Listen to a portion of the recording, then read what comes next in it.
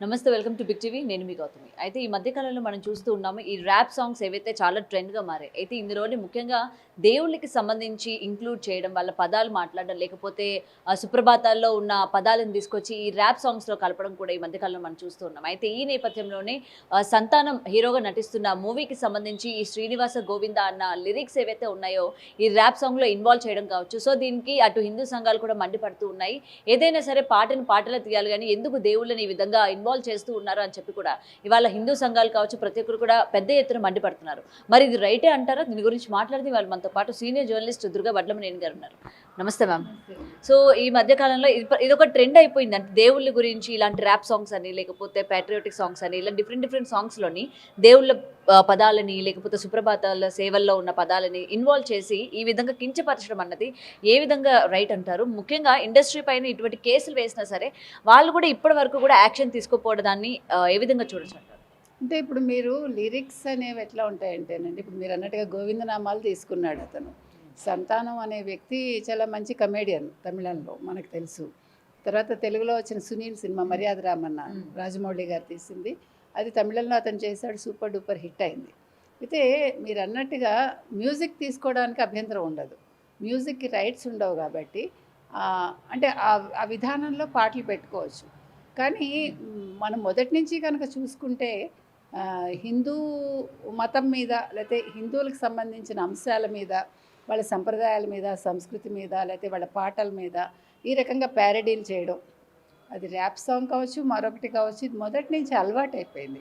అంటే హిందూ మతం బేస్ చేసుకునే మీకు సినిమాలు పండుతాయి. మీరు ఏ రకంగా చూసుకున్నా ఒక బ్రాహ్మిన్ క్యారెక్టర్ కావచ్చు, లేదు దేవుడికి సంబంధించిన హిందూ మతానికి సంబంధించిన దేవుళ్ళకి సంబంధించిన అంశాలు కావచ్చు, వాళ్ళకి కాసుల వర్షం కురిపిస్తుంది. అందుకని గోవిందనామాలు తీసుకోవటం తప్పే. ఎందుకంటే మ్యూజిక్ తీసుకోవటం వేరు, అదే గోవింద అనే దాన్ని మీరు ఒక నెగిటివ్ అర్థంలో వాళ్ళు ఉపయోగించడం జరిగింది. ట్యాక్స్ గోవింద అంటే ట్యాక్స్ పోయింది, లేకపోతే పడిప్పు గోవింద, పడిప్పు అంటే చదువు, అంటే మంగళం పాడడం అంటాం కదా. అంటే మీకు ఏమైందంటే మీరు పదాలు కావాలంటే చూసుకోండి, ఒక మంగళం, ఒక గోవింద, లేకపోతే హారతి, లేదంటే ముడుపు, ఇలా ఈ పదాలన్నీ కూడా ఒక నెగిటివ్ ఇదిలో వీళ్ళు వాడడం మొదలు పెడుతున్నారు. అంటే మొత్తం అంటే బ్రాహ్మిన్స్ వాడేవి కావచ్చు, లేకపోతే పూజారులు వాడే పదాలు కావచ్చు, లేకపోతే పాటల్లో వచ్చే పదాలు కావచ్చు, ఇవన్నీ కూడా అక్కడ ఉండే అర్థానికి భిన్నంగా విపరీతార్థంలో వాడడం మొదలుపెట్టారు.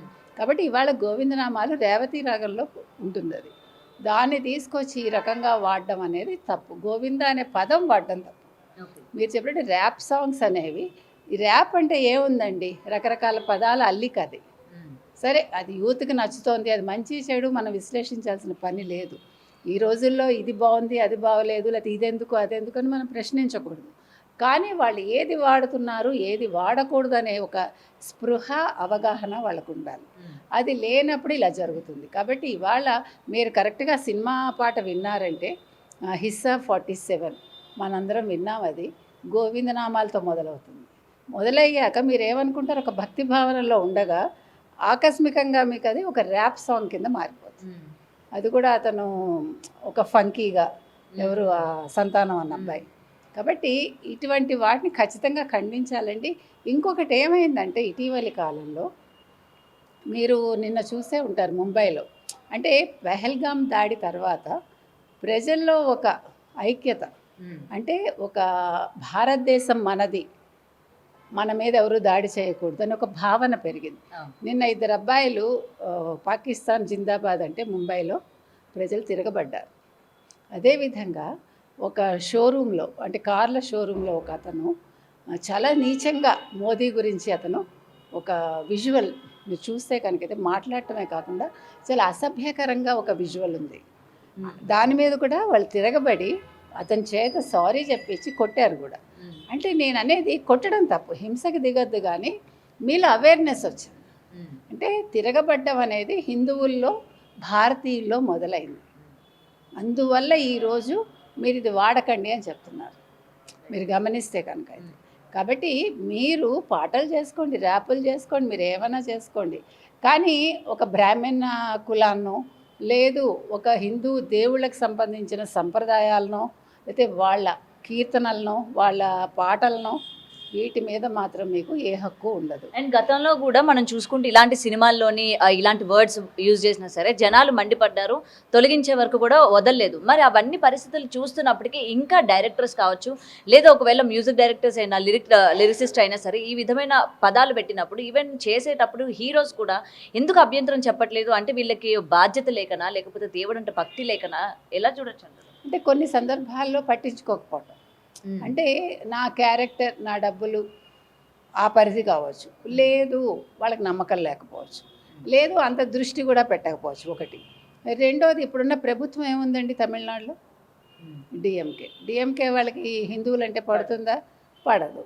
కాబట్టి ఇవాళ మీకు ఇంకొకటండి, డైరెక్ట్గానో ఇండైరెక్ట్గానో తమిళనాడులో సినిమాలన్నీ కూడా రిలీజ్ అయ్యేదానికి ఎక్కువ శాతం గతంలో నేను విన్నది, నాకు తెలియదు, ఉదయనిధి సంబంధం లేకుండా సినిమా రిలీజ్ అవుతుంది. మరి ఇప్పుడు ఎలా ఉందో నాకు తెలియదు. కాబట్టి ఉదయనిధికి కూడా సనాతన ధర్మం మీద అతను చేసిన వ్యాఖ్యలు మనకు తెలుసు, దాని మీద కోర్టు చీవాట్లు కూడా వేసింది. కాబట్టి వాళ్ళు పట్టించుకోరు. వాళ్ళకి సినిమాలతో అనుబంధం ఉంది కదా, కరుణానిధి గారి దగ్గర నుంచి ఉంది, వాళ్ళకి అన్నాదురై దగ్గర నుంచి ఉంది చెప్పాలంటే. కాబట్టి వాళ్ళు కూడా దృష్టి పెట్టాలండి. ఇప్పుడు ఎలక్షన్స్ వస్తున్నాయి కాబట్టి మరి ఏమైనా దృష్టి పెట్టి వాళ్ళు తీయిస్తారా? లేదు డైరెక్టరే దీని మీద దృష్టి పెడతారా? లేదు తమిళ చిత్ర పరిశ్రమకు సంబంధించి మాలాగానే వాళ్ళకి ఉంటుంది కదా, వాళ్ళు తీసుకోవాలి బాధ్యత. తీసుకుని ఇప్పుడు ఒక సినిమా హిట్ అవ్వాలంటే ప్రజలు వచ్చి చూడాలండి. ప్రజలు ఆగ్రహిస్తే ఇవాళ ఏదేది తారా జమీన్, అదేంటి ఇవాళ అమీర్ ఖాన్ సినిమా ఒకటి కొత్త తారే జమీన్, దాన్ని బ్యాన్ చేయమని ఇవాళ ప్రజలు వెల్లువెత్తుతున్నారు. అది వేరే ఒక సినిమా లాగా ఉంది. అంటే మనుషుల్లో ఒక అవేర్నెస్ వచ్చింది కాబట్టి నువ్వు మమ్మల్ని కించపరిచినప్పుడు నీ సినిమాలు మేము చూడము అనే ఒక, అంటే ధైర్యంగా చెప్పే ఒక ఇది వచ్చింది భారతీయుల్లో, హిందువుల్లో. అది మనం మెచ్చుకుందాం. ఎట్ ద సేమ్ టైం హింసని మాత్రం మనం ప్రోత్సహించాం. మీ భావాన్ని మీరు వ్యక్తీకరించవచ్చు, అది కూడా గట్టిగా వ్యక్తీకరించండి. ఆ వ్యక్తీకరించడంలో ఎవరి మనోభావాలు దెబ్బతినేలా మాట్లాడద్దు, మీరెవరిని కొట్టద్దు, కానీ చాలా పదునైన మాటలతో మీరు వ్యక్తపరచండి. అంటే ఆ పని మళ్ళా జరగకూడదు. ఇప్పుడు మొన్న పెహల్గాం దాడి జరిగిందండి, దాడి జరిగాక యుద్ధం జరిగింది. ఇంతవరకు బాలీవుడ్ నుంచి ఎంతమంది రెస్పాండ్ అయ్యారు? ఈ కాంత్రయం ఎవరైనా మాట్లాడారా, స్పందించారా? లేదు కదా. ఇది అంటే మీ సినిమాలు ప్రజలు చూడాలి. భారతదేశానికి ఒక ఆపద వచ్చినప్పుడు మీరు దాని మీద స్పందించరు. ఇది ప్రజలు గుర్తిస్తున్నారు. నేను చెప్తున్నది అది. ఇది మీరు నేను చెప్పట్లా, ప్రతి మనిషిలోనూ ఆ మార్పు వచ్చింది. ఎందుకు మనం చూడాలి? అవును కదా, మనందరం భారతీయులు అయినప్పుడు మనకు ఒక దాడి జరిగినప్పుడు ఆ దాడిని ఖండించాల్సిన బాధ్యత ఒక హీరోగా ఆ వ్యక్తి మీద ఉందా లేదా? ఈ ప్రశ్నించడం ఎప్పుడైతే వచ్చిందో అప్పుడు ఇలాంటి సినిమాలు కూడా, లేకపోతే ఇలాంటి పాటలు కూడా బ్యాన్ చేయాల్సిన పరిస్థితి వస్తుంది, రావాలి. కాబట్టి ఆ సినిమా రిలీజ్ అయ్యే ముందే ఈ పాటనైతే తీసేయమని మనం అడుగుతున్నామండి. కొత్తగా పెట్టుకోమని ఎంతసేపు చేస్తారు షూట్? అదేం పెద్ద విషయం కాదు కదా. ర్యాప్ సాంగ్ పెట్టుకోండి, బట్ గోవిందనామాలు తీసేయమని మనం చెప్తాం. సో ఇప్పటి నుంచైనా సరే ఇలాంటివి, ఎందుకంటే ఎప్పటికప్పుడు కేసులు అవుతూ ఉన్నాయి, హిందూ సంఘాలు కూడా వాళ్ళ మనోభావాలు దెబ్బతింటున్నాయని చెప్తున్నారు కాబట్టి ఈవెన్ పాటలు చేసేవాళ్ళు, లేకపోతే స్టెప్స్, హుక్ స్టెప్స్ కూడా వేస్తూ ఉంటారు. పర్టికులర్గా ఈ నామాలకి సంబంధించి కూడా స్టెప్స్ కూడా వేసే వాళ్ళు ఉన్నారు. సో ఇక నుంచైనా జాగ్రత్తలు తీసుకోవాలని అయితే డెఫినెట్గా కోరుకుందాం ma'am. Thank you so much.